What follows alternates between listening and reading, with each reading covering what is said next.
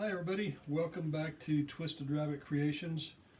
Today we thought we would try to make our unscented goat's milk soap on camera so you can see how we do it.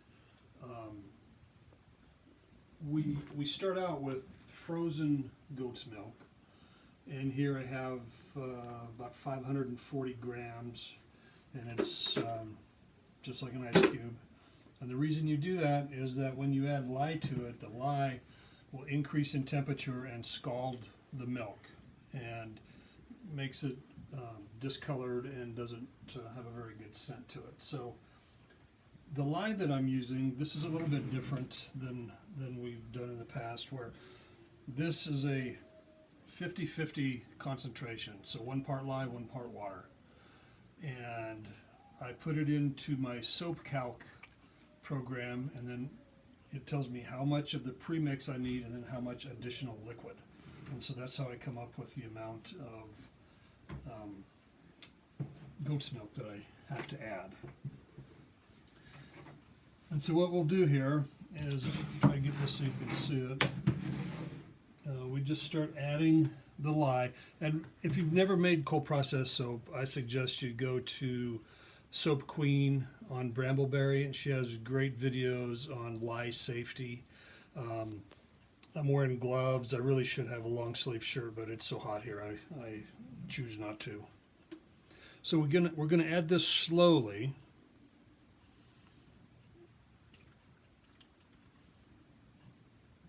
And when we get some in there, then we stir it. And this is gonna take a while, so we'll cut some of this out on the final edit of the video. But it's important to keep this at a cool temperature.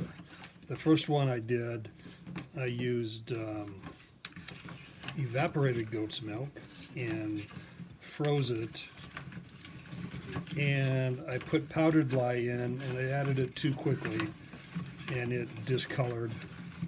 So you can see how this is already starting to melt. If I take my thermometer, temperature is 51 degrees. The lye, I just made this lye, so it's a little warm. It's 100 degrees. So we'll add a little more here. And you always want to add, this is a little different, you want to add your no, this is right, I'm sorry. The lye to the water. You never add water to the lye. It will give you a volcano. And I'd like to keep this, if possible, under 90 degrees. And then over here in this bucket, you can see we have our pre-mixed oils. And in here I have coconut oil, palm oil, olive oil, castor oil, and almond oil. And this is going to be a double batch. We have these 2 molds that we've made, and they yield about 18 5-ounce bars before they're cured.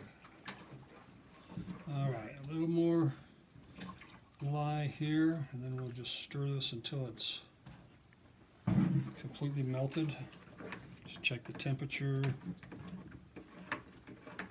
We're at 70 degrees, so that's perfect. You can do this another way where if you don't use the pre-mixed lye, we use the 50-50 batch or pre-mixed lye because it saves us a lot of time. If I make my lye, it can heat up to 180, 200 degrees, but then I have to let it cool down before I can use it. And rather than making it the night before, we just opted to go with the 50-50 mix, and it has worked out really well for us.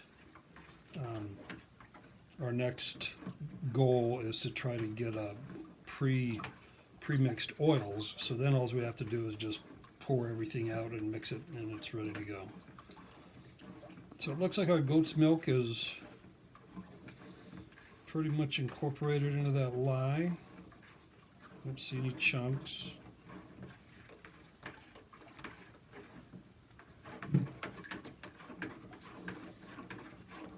73 degrees. And our oil is 80 degrees, so there's a 7-degree difference, which is perfect.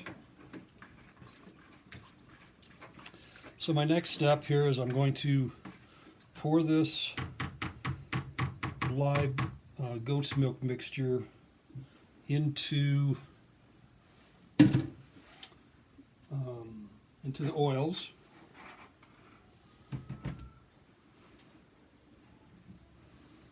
And you just want to be careful you don't get splashes.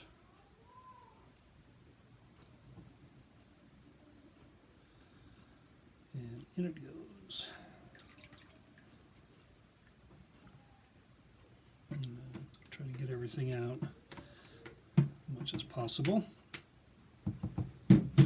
All right, then we use our stick blender to get everything to emulsification, and that's where the oils and the lye have reacted. So,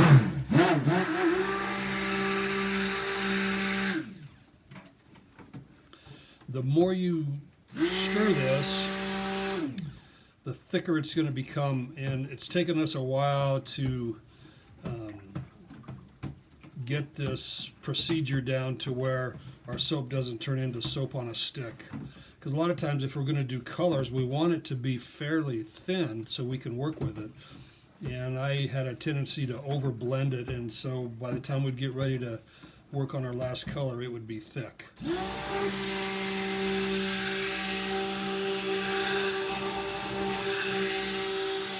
And we're not adding any color, any scent to this, so I'm not too concerned about it getting a little thick.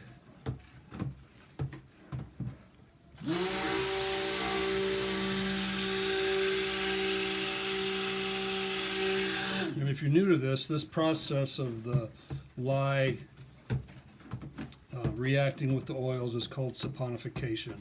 The lye is an alkali.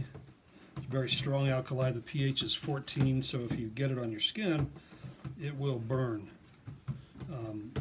And I'm speaking from experience. I've had it splash on my arms, and it does get your attention.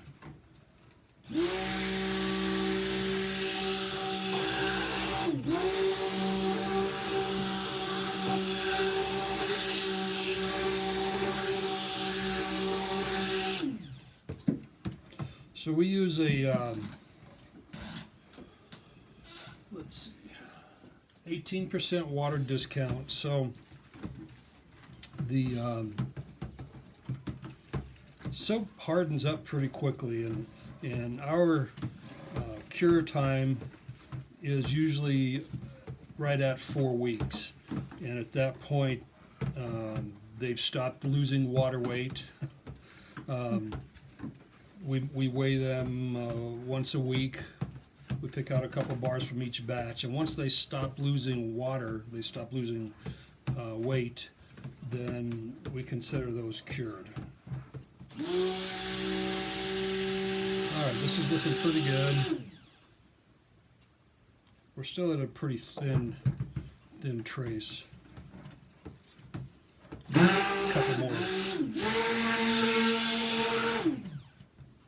Couple more good swirls here.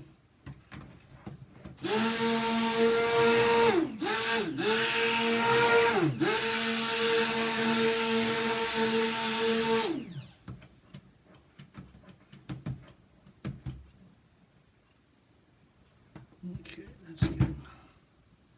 Pretty good. So the next step is to just add them to the mold. I usually have help with this, but my help is on the other side of the camera.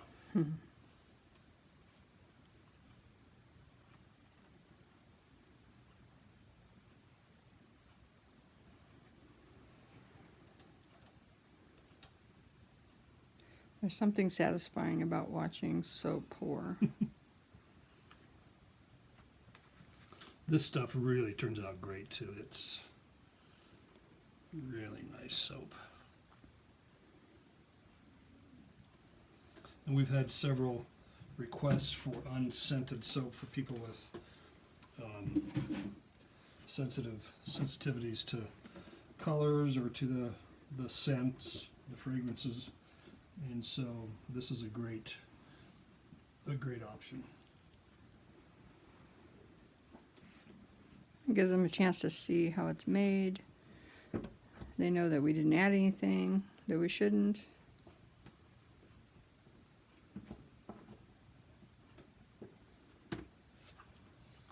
And then this is how these turn out.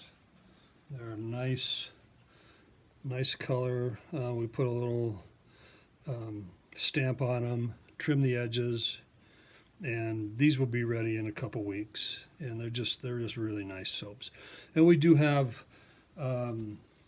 goat's milk with patchouli, lavender, lilac, and Pumpkin or ginger? no, we used orange. No, Christmas wreath Oh, Christmas wreath. That's it. and oatmeal milk and honey. Right.